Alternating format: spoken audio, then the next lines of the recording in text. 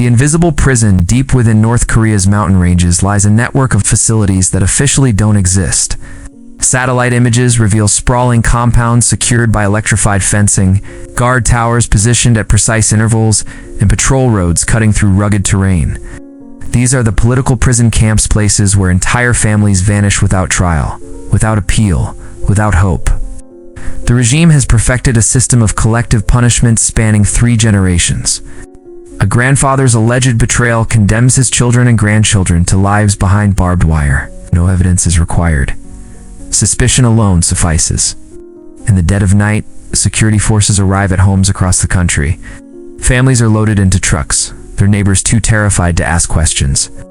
By morning, it's as if they never existed. Camp 14 stretches across 155 square kilometers of valleys and peaks, nearly 3 times Manhattan's size.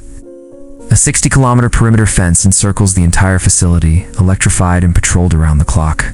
The Taedong River forms a natural boundary, its icy waters another barrier against escape. Within these borders, an estimated 15,000 prisoners labor in coal mines, textile factories, and agricultural fields. They generate products exported worldwide, yet receive barely enough food to survive another day. Human rights investigators have spent decades piecing together testimony from the handful who escaped. Their accounts reveal a systematic apparatus of control through starvation, torture, and public execution. Guards enforce 10 Commandments camp rules that make death the penalty for minor infractions. Stealing food means execution. Failing to report an escape attempt means execution. Even possessing a few grains of corn can be fatal. Born behind wire. Some prisoners enter these camps as adults, torn from lives they once knew. But others know nothing beyond the fence. They are born into captivity, children of inmates who earned reward marriages through hard labor and informing on fellow prisoners.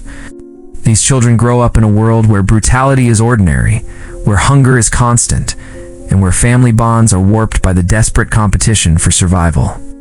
Education in the camps serves one purpose: obedience. Teachers wear guard uniforms and carry weapons. Lessons focus on memorizing the 10 camp commandments and praising the supreme leader. School days are split between classroom indoctrination and forced labor. Children as young as 6 work in coal mines, descending into darkness for hours at a time.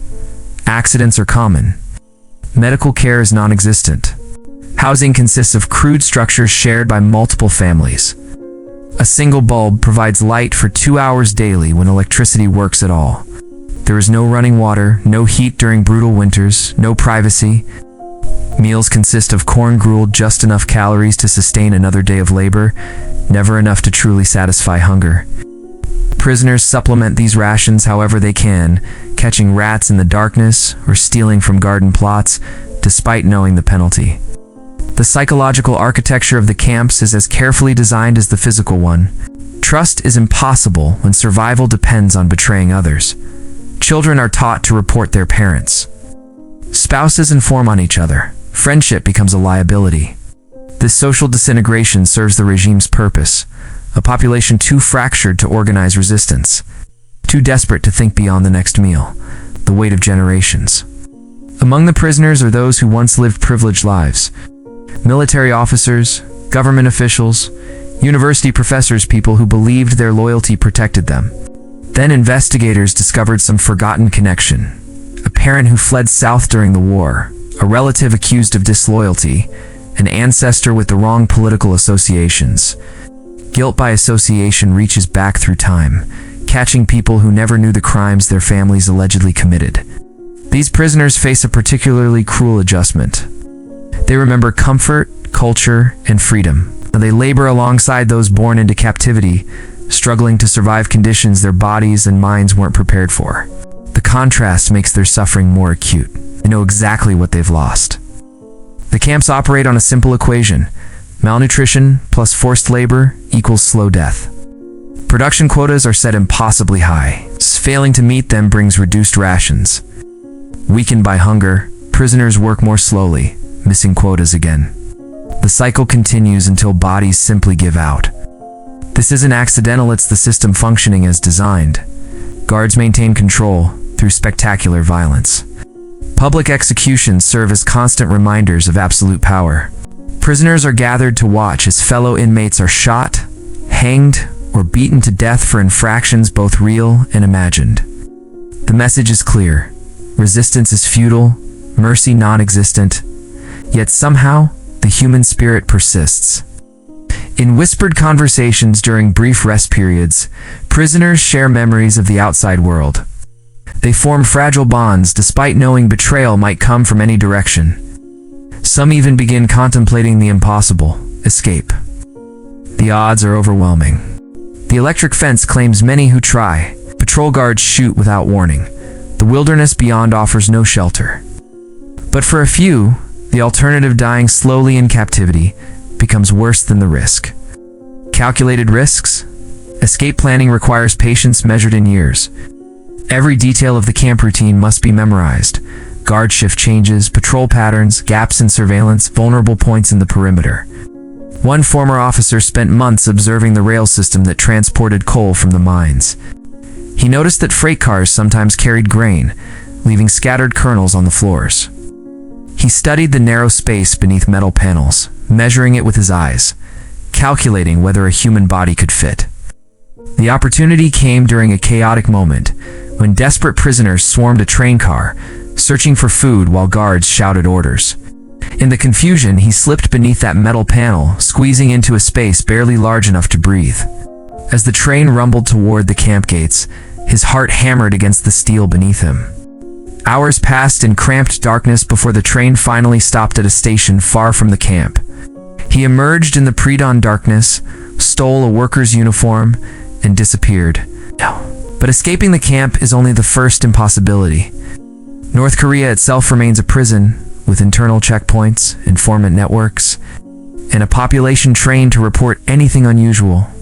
The journey to true freedom requires crossing into China, navigating through a country that forcibly returns North Korean refugees.